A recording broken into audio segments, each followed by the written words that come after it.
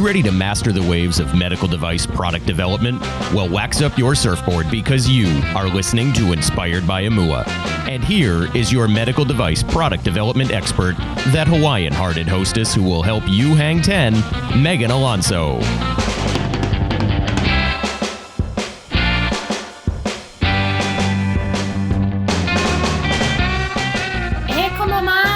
Aloha! You're listening to Inspired by Imua, where we help you master the waves of medical product development. Each week, we interview guests that educate, guide, and inspire to give you and your product the skills you need to hang 10. If this is your first time listening, Imua is spelled I-M-U-A. It's a Hawaiian word. It means to advance forward with passion despite rough waves. There are plenty of those in medical device development, but keep listening because we've got you covered. So I wanted to remind you, if you haven't heard already, I'm launching a new program. If you have an idea for a product and you're just wondering what to do next, or you need some guidance with what to do with intellectual property or marketing or engineering, that's just the program for you. I'm opening up 10 spots for free. So you want to apply for that. The applications open November 1st, so I'll be sure to remind you again. And how you can stay on top of that and be reminded, you can either visit imua-services.com/IIPP. That's for invention idea to profitable product. Or you can text the word invention to the number 44222. So that'll keep you on the list. You'll get an email as soon as that application opens. So my guest today is a very notable individual here in Orange County in Southern California. And he plays a big part in helping young companies forward their technology. So not only in the medical device industry, but tech and clean tech, a big part of the entrepreneurial community here. So he heads up an organization called OCTANE, and OCTANE has a lot of good stuff going on. It's, you never have to go through this journey alone. And obviously I'm here for you, and Imua Services is here for you, but there's also other great organizations that you can plug in wherever you live. So if you're in Orange County, OCTANE is the one, and they have some exciting things going on, as well as an upcoming event. So stay tuned. Bill Carpou, are you ready to hang 10? Hey, I'm ready. Advancing forward with passion. That's what we're all about. So. Exactly. All right, so OCTANE has a great event coming up here soon. So tell me more about the Medical Device Investor Forum and what's happening then. Yeah, so this year will be our 11th annual Medical Device Investor Forum.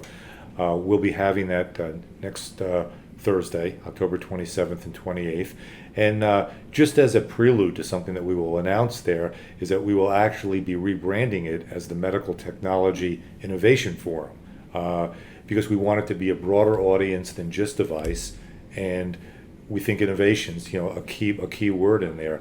Investors are kind of table stakes, and they're going to be there. So the purpose is really, as we go forward into 2017, is to draw a broader and wider audience. Mm-hmm.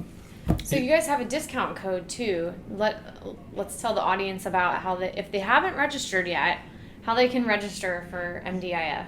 To register, simply use the partner code OCTANE Partner, and it's MDIF 2016, and it'll take you right to the registration link. As far as the conference is concerned, we've got 3 great keynotes by some of our biggest partners. So Allergan has the first keynote. It'll talk about the role that Allergan's played in Orange County, but really all of California, the jobs that they've created, and the significance and the importance of that organization in this region.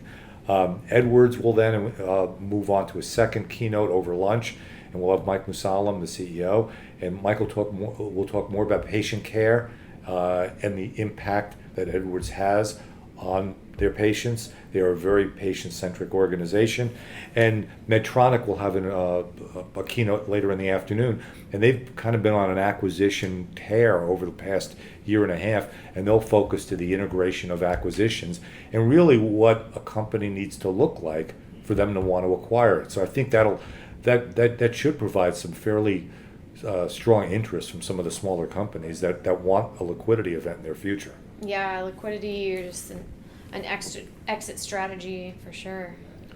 Yeah, and as a follow-on, we'll have tracks on raising capital, the impact of big data, inside of medical device, and really commercializing and bringing your product to market faster, and getting up the revenue curve. So there'll be a lot of great content. There'll be some networking opportunities, and we expect close to 800 people there. Great.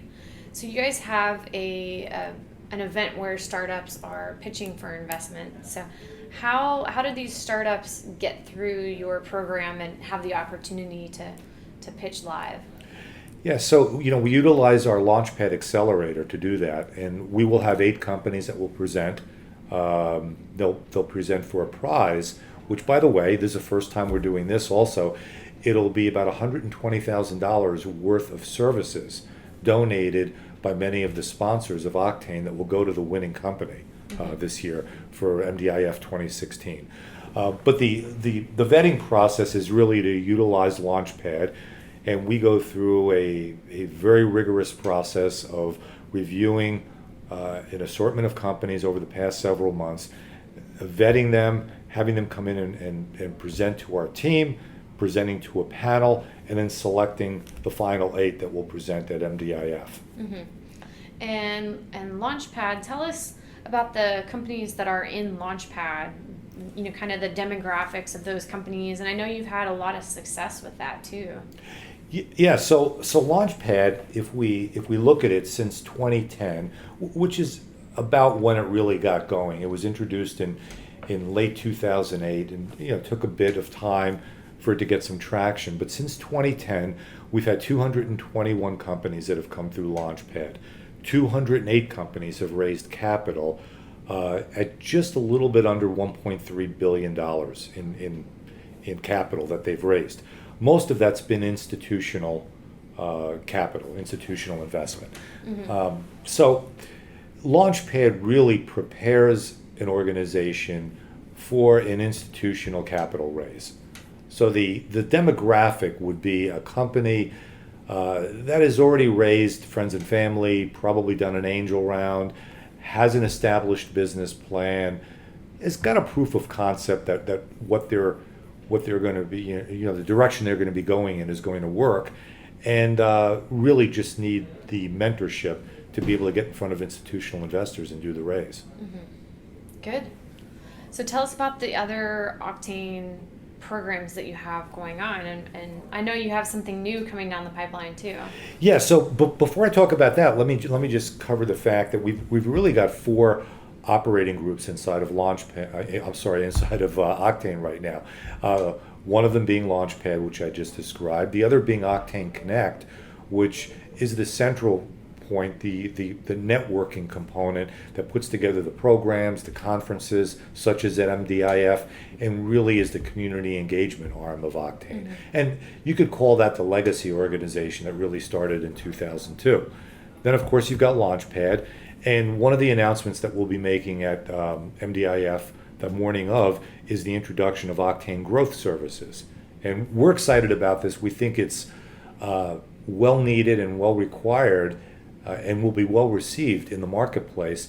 And what this will enable is companies that have now raised money to be able to scale, grow, and ultimately lead to a liquidity event.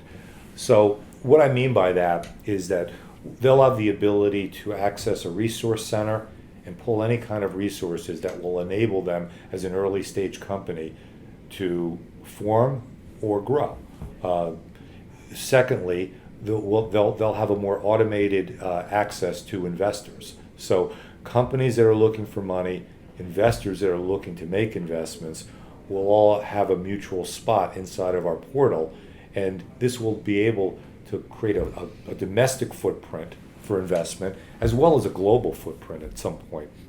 And then what we will have is advisory services also, which will be more functionally oriented. So a company that needs specific help in sales and marketing, in commercialization, in finance, in regulatory, will be able to select from OCTANE vetted partners and have them either hire them on a contract basis or a longer term basis to get their company up to a certain level. Mm-hmm.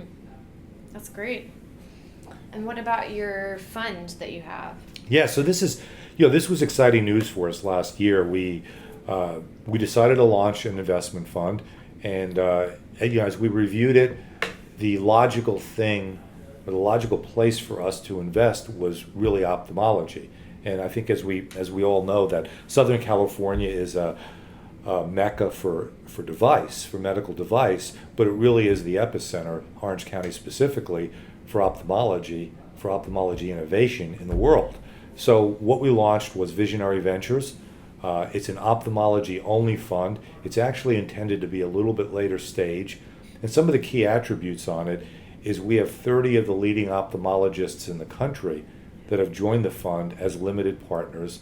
They provide deal flow from some of the companies and organizations that they're doing clinical trials on. We then, once we've vetted them in that component, we put them into the Launchpad process and do more of the due diligence from a business standpoint. And then we have an investment committee that makes a decision whether to invest or not. And we did our first close in mid-April, and we've made 3 investments since then in ophthalmology companies, none of them local. So this fund basically invests anywhere in the country, and they've been all later stage, probably with a 2-year pathway to an exit. So that's really a summary on Visionary Ventures. So how is Visionary Ventures finding these companies if they're not local? So most of them are being brought up by the key opinion leaders, by the limited partners that are also key opinion leaders within the fund, and so they're doing the clinical on it, and it just becomes apparent that they like the technology, they're giving it good grades, and it's a proven proof of concept or proven idea. Mm-hmm.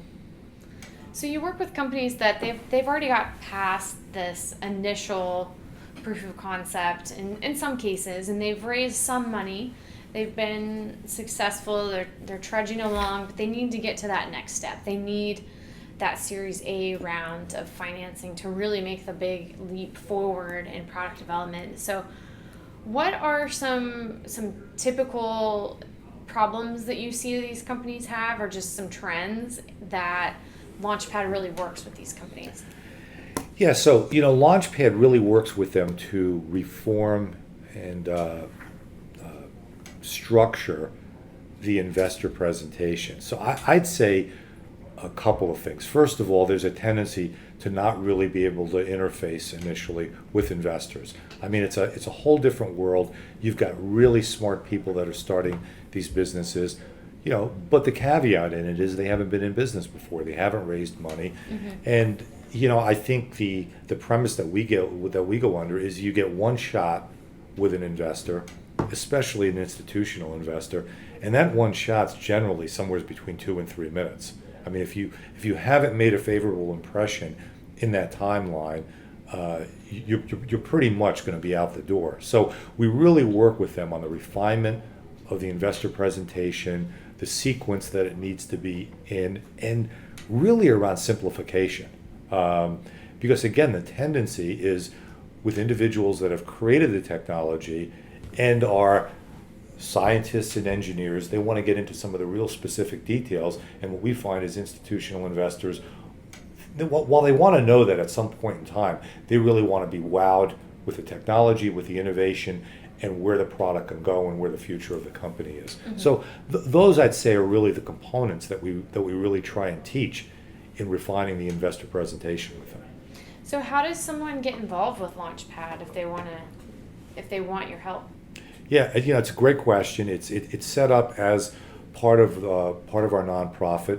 There is not a charge or a cost in it, and all we do is we ask people to simply inquire. And When we get inquiries, and by the way, we get between 350 to 400 a year, and out of that, we run about 35 to 40 through the entire process. So there is rigor in it that only about 10% make it through the entire process. So once a company inquires, we then look at the overall basis of the company and what it is they're doing. And you'd be surprised. I mean, our focus is medical technology and regular technology, IT software. If it doesn't fit in one of those categories, it immediately gets vetted out. So that's the first level. Then after that, we look at their business plan. So we ask them to send us their business plan. We'll review that. If there's some really evident gaps, we pass from that perspective. Then we have an in-person interview with them and meet the team, let them present and go a little bit further. And then there's a further vetting at that stage. And then we have between 35 and 40 a year that actually make it to the panel. And the panel's made up of a dozen individuals, all that have expertise in specific areas. And through this whole process, there's coaching and mentorship, and we're providing ongoing mentorship for them to improve through this entire process. Once the panel ends, generally what we'll find is the company needs a little bit more help and support in a couple of key areas. The mentors stay with them until such a time that we feel that they're prepared to be in front of an institutional investor. Mm-hmm. And that timeline can run anywhere from 3 weeks to 3 months. What percentage, or just an estimate, of those companies going through the program are medical related? About 55%. So a medical device is about 55%, regular technology about 45%. So, there's many, it's kind of interesting because technology companies think we're all medical device, and some medical device companies say, well, geez, you do technology too. And, there's a commonality between the two, but we're really split pretty evenly, between both organizations, and have a very strong constituency and advisor pool that could serve both. Mm-hmm. So tell us a story of a company that has been through Launchpad and is kind of a up and coming success, one that you're really proud of. And maybe it would be really fun if you were able to capture that first in-person meeting and videotape it, and then after they've gone through all the rigor of the program, capture it again and see the before and after. Yeah, there's I mean, first of all, I've been with the organization for just about 18 months right now, so I haven't had the luxury of being with some of these companies the first time they came in and made an impression on OCTANE. But there's companies such as Modulated Imaging that have left an impression with us. But I think the one, and I'd really go to more of a tech company that's made the biggest impression on me, because it's a lasting impression and a growing impression on the OC ecosystem, is a company called Mavenlink. And there's many stories of many other companies, but Mavenlink came through about 4.5 years ago. There were two individuals. They were looking to raise money. We ran them through Launchpad, aligned them to some strategic funding. They raised money. Those investors were very adamant that they move out of Orange County and move up to Silicon Valley, because that's where the money came from. Yeah. And the founders there really wanted the company to stay in Orange County. So the success behind it has been that they've grown rapidly. They've raised over $100 million. They're at about 175 employees today. Wow. They've recently opened offices in Boston, the UK. They'll be opening in Singapore at some point over the next year, and probably hiring about 300 people in the next year. So when I look at this, there'll be 350 to 400 employees in Orange County, and they'll be moving from just under 30,000 square feet to 55 or 60,000 square feet of commercial real estate. So, and all that in about 4.5 years time period. Mm-hmm. What does Mavenlink do? Cloud-based project management software. So it's just straight project management and simplifying the process, and they have an international reach. That's great. And it's good to hear that they're stimulating the local economy. They've got to like OCTANE for that. Well, that's what, that's really one of the things that we want to see behind growth services, is that we've had many companies that have come through, done a raise, but then moved on to somewhere else geographically to really scale and grow and build their business for any number of reasons. And I think with growth services, we're going to give every company, whether it's medical device or technology, a reason to stay in Orange County and build their business here. And, obviously we've got all the quality of life aspects of being in Orange County and Southern California, but now it's really taking that ecosystem and tying it together. And I think indisputably, where I'd like to see us is have national recognition over the next 3 years of being one of the, fundamentally one of the most significant ecosystems in the country for innovation and technology, both on the medical side and just on the straight technology side. Mm-hmm. So are there any incentives from the city or the county to keep these companies here? Do they have some grants available for these companies and say, hey, we want you to stay, build your business here?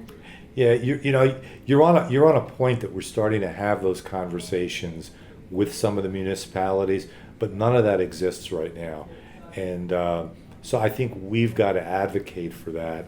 And while cities such as Aliso Viejo, where we're at, or Irvine, or Newport Beach, or frankly Santa Ana and Anaheim are all trying to make a play for companies to be there. The only incentive is that in some instances there is a how shall I say, there's some commercial real estate available that perhaps they could cut below market deals. But I think as far as tax, but also remember we're looking at companies that aren't making any money, so a tax incentive isn't really going to do it. So I think what we're trying to provide, again through growth services, is the incentive of an alignment of resources that could provide expertise, help you scale and grow your business, and do that at really favorable terms for the startup company. Yeah, and especially if it's in ophthalmology and you're at the epicenter of the ophthalmology world here. Yep. Yeah. Well, good. So any parting piece of guidance for some startup companies looking to grow? I just think this is a great area of the country to be able to do that. I think as we meet with fledgling entrepreneurs, my suggestion would be to utilize all the resources that you have available to us or to you. We're one organization, and we'd love to be a part of any great story that's going to build and think we can be. At the same time, I'd say, if you're in San Diego, utilize Connect, and don't utilize Connect instead of OCTANE or OCTANE instead of, use both. And if you're up here, look at Evo Nexus, and by the way, that's in San Diego also. But I'd say that an entrepreneur needs to utilize every resource that's available and not be in a situation where they feel they've got to choose from one or the other. And we encourage that. We like to see that, and I think that's forward thinking on the entrepreneur's part, and it provides them a better platform to build from. All right. Well, thank you very much. Thank you very much. Okay, appreciate it. Mahalo for joining us. If you're new to riding the waves of medical device product development, or if you've been in development for a while already, Inspired by Imua is here to surf with you. Want to be a master of the waves? Text HANG10, that's all one word, HANGTEN, to 44222. We'll send you the most common wipeouts companies make in product development so you can avoid them and reach master wave status. Again, that's HANG10 to 44222. We publish a new episode every Tuesday, so catch us at inspiredbyimua.com. Imua.